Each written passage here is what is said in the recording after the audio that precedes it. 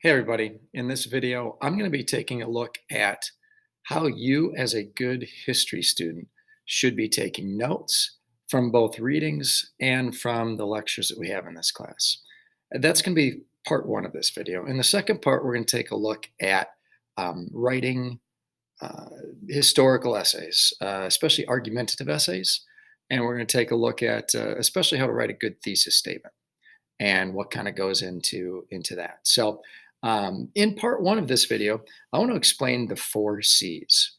As you are reading information about a historical event, or if there's a lecture, some students do not really recognize how to tell what is important versus what is less important or not important.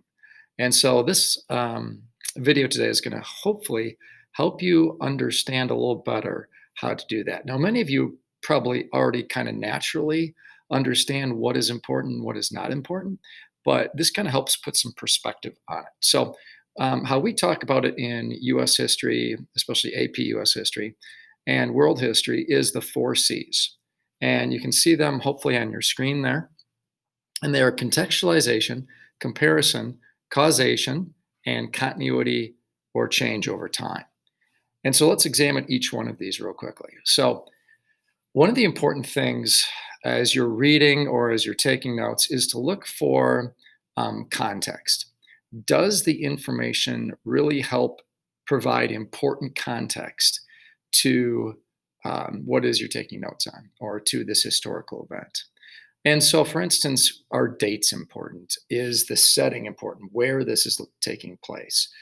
A lot of times, context will help answer the who, what, where, when, etc. And so, when you're looking for context, you don't want to put everything in context, but you kind of want to summarize, kind of get the big picture, the big idea of what's going on. If it helps you understand the big idea, then you might want to get it down in your notes. The second C is comparison. Some people call this compare and contrast, but really it's, when you're comparing, you're also contrasting. So, comparison. Whenever you see two things being compared, the United States industrialization to European industrialization, for example, you definitely want to get that down in your notes. So, whenever you see there's two things being compared. Another very important thing to make sure you're getting in your notes and to make sure you're knowing and understanding for the test is causation or cause and consequence. Some people might say cause and effect. Whenever you see that the text or the lecture is about cause, what are the causes of or what are the effects of? You better absolutely get those in your notes. Cause and effect is guaranteed always on your tests. So make sure you're really paying attention to cause and effect because that's really us answering that question, why? And so that's a really important piece. And then finally, continuity and change, I should say continuity or change over time. How have things stayed the same throughout history? If you see um, a reading or if the lecturer is talking about how things have stayed the same, then you should get that down. If especially it's talking about how things have changed. So if there's a huge change, industrialization changes the way people work. You got to get that down. So hopefully that helps you better understand the four C's.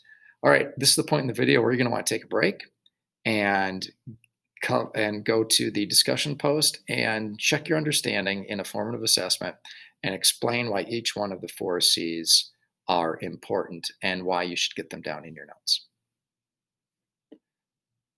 All right. Hopefully, you're coming on back now, and we're going to take a look at how to write a 5 paragraph paper. I think you've done some of these in the past, so hopefully, this should be nothing new to you. And hopefully, you can still see my tab here. And we're talking about how to write a 5 paragraph paper. Overall structure of the paper. Actually, I do not think I want that option for you. Sorry. The overall structure of the paper includes an introductory paragraph, 3 body paragraphs, and then a conclusion paragraph. And I wish I could get this a little bit bigger for you. So in the first paragraph, and this is what you're going to be writing for homework. The paragraph number one is the introduction paragraph. And first of all, let me say this. Some students begin their paper with like an intention getter, and you've been perhaps taught to do that in English, but it's something that's not really that important in history. So don't worry about having to grab our attention. But also don't start with like the definition of industrialization according to the dictionary is blah, blah, blah, blah, blah. Also way too boring. You have to start your paper with some structure. And so one of the things you have to do is you have to understand that the key to your entire paper is your thesis statement, right? So that thesis statement for a five-paragraph paper should have three parts to it, either three claims or really what it is a three-part claim. So you're making a claim based on three key supporting reasons. This claim should be argumentative. It should have multiple options, like as far as people could argue against you, because you need to be making an argument. You're saying that you believe that this is the truth, or this is the evidence points to this as being the best option, is how we're studying history here. So you're making a claim with three pieces of evidence or three reasons. Okay. That being said, that is the key to your entire paper. So what should the rest of the introduction be about? Well, the first part of the introduction then really sets up your thesis. So just get us ready for that thesis statement. So if your thesis statement, so you're going to be writing about the Boston Massacre, right? And the question is, who's most to blame for the Boston Massacre? Now, is that something we could have an argument about? Could some people say it's the colonists' fault? Could some people say it's the soldiers' fault? Could some people even say it's the captain's fault? Or you could maybe make an argument it's the British government's fault. Okay, so whatever argument it is that you want, that's your claim, and it should have three parts. Why do you think it's the colonists' fault? You have three reasons, three pieces of evidence you think it's their fault, or three pieces of evidence that it's the soldiers' fault or the British government's fault, etc. So, what will it take to get the reader ready for that? You can't just come up to someone and say, "Hey, the colonists are most to blame for the Boston Massacre because of blank, blank, and blank." They're not ready for that. You have to explain to them why you're even going to talk about the Boston Massacre.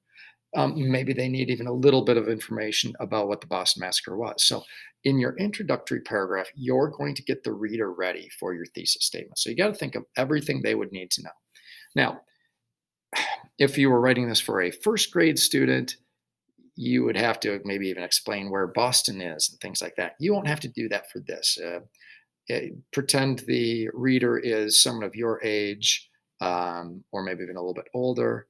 And so they might have some information. They might not need to know where Boston is, or that the United States is going to end up in a revolution against Britain. Some of that basic information you have to anticipate your reader probably already knows. But you do need to get them ready for, like, do they remember when the Boston Massacre was? Or do they remember, kind of the overall theme of exactly what happened? So they might need a little more specific information with that. And so that's how you're going to be looking to do this. Now, a couple of these other things you're not going to be doing for homework, but let's kind of cover them anyway. In paragraphs 2, 3, and 4, you're going to take each piece of your thesis. So each one of the three um, reasons for your claim, and you're going to break it down. So paragraph 2 should take the first reason from your thesis and explain it, starting with the topic sentence, then providing evidence and reasoning. And then you do the same thing for paragraphs 3 and 4. Something I find from a lot of freshman students is that they try to include these fancy transition sentences like, that was the first reason, and so now there are other reasons. It gets a little clunky if you're doing that for a US history paper. So don't worry about transition sentences for history class specifically. We're going to assume if you're doing it right and explaining each part of your claim, that you should be pretty good with that. And then paragraph 5, this is your chance to summarize your claim, evidence, and reasoning. It's a good place to state how you've proven your claim. Um, Oftentimes, you'll restate your thesis in a way in this concluding paragraph. Oftentimes, you'll also make some sort of connection to the present or connection to the future, or to some other historical event. So you're going to make some sort of connection for the reader as to why it's important, probably at the end. Occasionally, by the way, you can save your thesis for this paragraph, but it shouldn't be done very often. All right. Hope you enjoy that. Thank you very much.